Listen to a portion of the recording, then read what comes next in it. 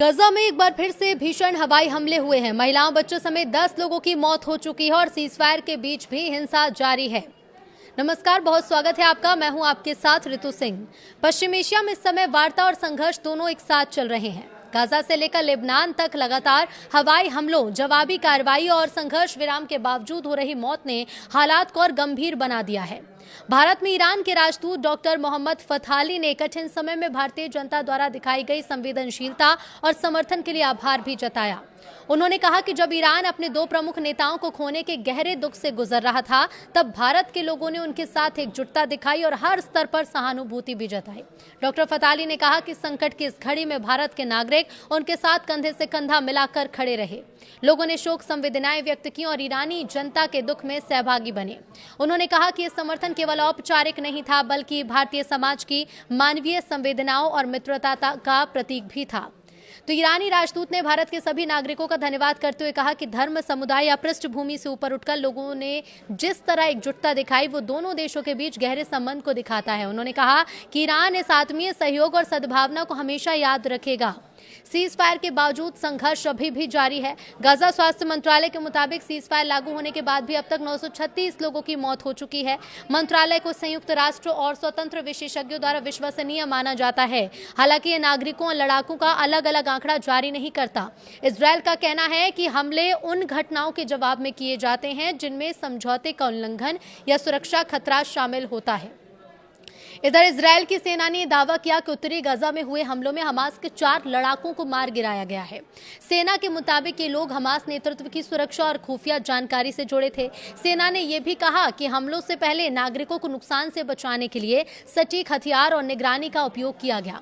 हालांकि शाम के हमले को लेकर सेना ने तत्काल कोई भी स्पष्ट रूप से रिएक्शन नहीं दिया। गाजा पट्टी में इजरायली हवाई हमलों ने एक बार फिर से हालातों को तनावपूर्ण बना दिया है। स्थानीय अस्पतालों के मुताबिक गुरुवार को हुए अलग अलग हमलों में कम से कम 10 फिलिस्तीनियों की मौत हो गई, जिसमें महिलाएं और बच्चे भी शामिल हैं। ये हमले ऐसे समय में हुए जब क्षेत्र में पहले से जारी संघर्ष और सीज फायर के बावजूद हिंसा की घटनाएं लगातार सामने आ रही थी। इधर गाजा सिटी में शिफा अस्पताल के मुताबिक रात भर में 4 अलग अलग हमलों में 9 लोगों की मौत हुई। अस्पताल ने बताया कि मृतकों में 2 महिलाएं और 2 बच्चे शामिल हैं। रेड क्रॉस द्वारा संचालित सराया फील्ड अस्पताल ने बताया कि गुरुवार शाम हुए एक और हमले में एक व्यक्ति की मौत हो गई और एक घायल हुआ। प्रत्यक्षदर्शियों के मुताबिक एक हमले में रिहायशी इमारत की ऊपरी मंजिल पर बड़ा धमाका हुआ, जिससे दीवारें टूट गई और घर का सारा सामान बिखर गया। हमलों के बाद अस्पतालों में परिजनों की भीड़ लग गई। एक पीड़ित के रिश्तेदार ने कहा कि हालात लगातार खराब हो रहे हैं। उन्होंने कहा कि लोग कहते हैं कि युद्ध रुक गया है, लेकिन असल में युद्ध खत्म नहीं हुआ। हर रात मौत हो रही है, आंकड़ा लगातार बढ़ रहा है। लेकिन इसी बीच अमेरिका, जो कि लगातार अमेरिका की तरफ से भी कई तरह के दावे किए जा रहे हैं, दबाव बनाया जा रहा है, लेकिन ईरान ने अमेरिका के इतने ठिकानों को तबाह कर करोड़ों डॉलर का नुकसान पहुंचा दिया है। चाहे युद्ध शुरू होने के बाद से ही बात करें तो अमेरिका ने 20 सैन्य ठिकानों को नुकसान पहुंचाया। कुछ सैटेलाइट तस्वीरों और वीडियोस का अगर विश्लेषण किया जाए तो इसके मुताबिक हमले सार्वजनिक रूप से स्वीकार किए गए दायरे से बहुत ज्यादा बड़े थे। फरवरी के अंत से ईरान ने मध्य पूर्व के 8 देशों में स्थित महत्वपूर्ण सैन्य ठिकानों को निशाना बनाया। इन हमलों में अत्याधुनिक वायु रक्षा प्रणाली, ईंधन भरने वाले विमान और रडार प्रणालियों को करोड़ों डॉलर का नुकसान पहुंचा। ईरान ने पिछले 3 महीने में ईरान और लेबनान पर हुए अमेरिकी इजरायल के हमलों के जवाब में अमेरिकी ठिकानों और जो साझा सैन्य सुविधाएं हैं उन्हें निशाना बनाया है। अमेरिकी रक्षा मंत्रालय का कहना है कि ऑपरेशन एपिक फ्यूरी शुरू होने के बाद से उसने ईरान में 13,000 से ज्यादा लक्ष्यों पर हमला किया। ईरान के सर्वोच्च नेता मुस्तफा खामेनी ने अमेरिकी ठिकानों पर हुए हमलों में अपनी सेना की सफलता को प्रमुखता से पेश करने की कोशिश की है। एक बयान में उन्होंने दावा किया कि मध्य पूर्व अब अमेरिकी सैन्य ठिकानों के लिए सुरक्षित क्षेत्र नहीं रहा। हालांकि व्हाइट हाउस लगातार ये दावा करता रहा है कि ईरान की सैन्य क्षमता लगातार लगभग खत्म हो चुकी है, लेकिन विश्लेषक ये कहते हैं कि अमेरिकी ठिकानों पर हुए नुकसान से संकेत मिलते हैं कि ईरान के जवाबी हमले पहले स्वीकार किए गए स्तर से कहीं ज्यादा सटीक, कहीं ज्यादा बड़े थे। अमेरिकी रक्षा विभाग के एक अधिकारी ने ऑपरेशनल सिक्योरिटी कारणों का हवाला दिया और उन्होंने इनकार कर दिया किसी भी तरह की टिप्पणी करने से। अमेरिका ने सैन्य संघर्ष के सैटेलाइट विश्लेषण को सीमित करने की कोशिश के तहत जो मुख्य रूप से सैटेलाइट इमेज प्रोवाइडर प्लेनेट से ईरान और मध्य पूर्व के जो अधिकांश हिस्से हैं उनकी नई तस्वीरों पर अनिश्चितकालीन रोक लगाने का भी अनुरोध किया है। इस फैसले का बचाव करते हुए कंपनी ने कहा कि वो नहीं चाहती कि उसकी तस्वीरों का इस्तेमाल विरोधी तत्वों द्वारा नेटो सहयोगियों, मित्र देशों के सैनिकों और नागरिकों को निशाना बनाने के लिए किया जाए। प्रभावित ठिकाने जैसे सऊदी अरब, संयुक्त अरब अमीरात, Qatar, Kuwait, Iraq, Jordan, Bahrain और ओमान में स्थित हैं। हालांकि वास्तविक संख्या उससे कई ज्यादा हो सकती है। कुछ विश्लेषकों का यह अनुमान है कि प्रभावित ठिकानों की संख्या 28 तक भी पहुंच सकती है। नुकसान पहुंचाए गए प्रमुख सैन्य उपकरणों में यूएई के अल रुवैस और अल सादर एयरबेस और जॉर्डन के मुवाक्फक सल्ती एयरबेस पर तैनात 3 अत्याधुनिक एंटी बैलिस्टिक मिसाइल रक्षा प्रणालियां शामिल हैं। जानकारी के मुताबिक अमेरिका के पास केवल 8 THAD यानी terminal high altitude area defence बैटरियां हैं। ये दुनिया के कई हिस्सों में तैनात हैं। हर बैटरी को तैयार करने में लगभग $1 अरब की लागत आती है। हर बैटरी संचालन के लिए लगभग 100 सैनिकों की जरूरत होती है। इससे दागे जाने वाले प्रत्येक इंटरसेप्टर मिसाइल की कीमत करीब $1,27,00,000 बताई जा रही है। अमेरिकी ठिकानों को हुए कुल नुकसान का सटीक आकलन करना काफी मुश्किल है। हालांकि मई में पेंटागन ने ऑपरेशन एपिक फ्यूरी की कुल लागत $29 अरब बताई थी।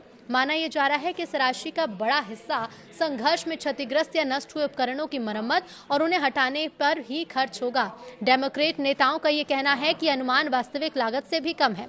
रिपोर्ट में यह कहा गया कि फरवरी से अब तक कम से कम 42 विमान नष्ट या क्षतिग्रस्त हुए, जिसमें F-15 और F-35 लड़ाकू विमान, 24 MQ-9 रीपर ड्रोन और एक A-10 अटैक विमान शामिल है। अमेरिकी सेना द्वारा इस्तेमाल किए जाने वाले महंगे सैन्य उपकरण की तुलना में ईरान ने कथित तौर पर अपने हमलों में सस्ते और आसानी से बदले जा सकने वाले ड्रोन का इस्तेमाल किया। विशेषज्ञ मानते हैं कि युद्ध के दौरान ईरान की रणनीति में बदलाव भी देखने को मिला। शुरुआत में उसने बड़े पैमाने पर मिसाइल हमले किए जो मध्य पूर्व के शहरों और सैन्य ठिकानों को निशाना बनाते थे। बाद में उसने अधिक सटीक और लक्षित हमले शुरू किए। अमेरिका स्थित स्टिम्सन सेंटर के विश्लेषक डॉक्टर केली ग्रिएको ने कहा कि ईरान के शुरुआती हमले संख्या के बल पर वायु और मिसाइल रक्षा की प्रणालियों को निष्क्रिय करने के उद्देश्य से किए गए थे। उन्होंने कहा लेकिन कुछ ही दिनों में ईरान ने छोटी लेकिन अधिक सटीक हमलावर रणनीति अपनाई। इससे अब वो अपनी बाकी मिसाइलों और ड्रोन को महत्वपूर्ण लक्ष्य के लिए बचाकर रख सका और ऐसे ठिकानों पर हमला कर सका जहां मामूली चूक भी भारी नुकसान पहुंचा सकती थी। अमेरिकी सेना शुरुआती चरण में कुछ हद तक लापरवाह दिखाई दी क्योंकि उसने ईरानी ड्रोन और मिसाइलों की पहुंच से बाहर अपने विमानों को नहीं हटाया। उनका कहना था कि प्रिंस सुल्तान एयरबेस के मामले में विमान नष्ट होने से पहले भी उस ठिकाने पर हमला हो चुका था। ईरान के सर्वोच्च नेता मुस्तफा खामेनेई ने कहा कि क्षेत्र के देश और उनकी धरती अब अमेरिकी ठिकानों की ढाल नहीं बनेंगे। उन्होंने आगे कहा कि अमेरिका के लिए क्षेत्र में दखल देना और सैन्य ठिकाने स्थापित करने की कोई भी सुरक्षित जगह नहीं बचेगी। वो दिन ब दिन अपनी पुरानी स्थिति से और दूर होता जाएगा। उनका ये बयान अब ऐसे समय में आया है जब अमेरिका और ईरान के बीच युद्ध विराम को लेकर तनाव फिर से बढ़ने लगा था। गुरुवार को ईरान के इस्लामिक रेवोल्यूशनरी गार्ड कोर यानी IRGC ने कहा कि उसने दक्षिणी ईरान पर अमेरिका के जो नए हमले हैं उसके बाद क्षेत्र में स्थित एक अमेरिकी ठिकाने को निशाना बनाया। चेतावनी दी गई कि यदि अमेरिका ईरान युद्ध विराम टूटता है और लड़ाई फिर से शुरू होती है तो अमेरिकी ठिकानों को पहले से हुए नुकसान से संकेत मिलता है कि खाड़ी क्षेत्र में मौजूद कई सैन्य सुविधाएं असुरक्षित हो सकती हैं। उन्होंने कहा कि मौजूदा संघर्ष में अमेरिका और उसके साझेदार देशों की वायु रक्षा हथियार का बड़े पैमाने पर इस्तेमाल हुआ। इनकी जल्दी भरपाई का कोई भी आसान रास्ता नहीं है। इसका मतलब है कि अगर ईरान दोबारा हमला करता है तो उसका सामना करने के लिए उतने इंटरसेप्टर उपलब्ध नहीं होंगे जितने संघर्ष शुरू होने के समय में थे।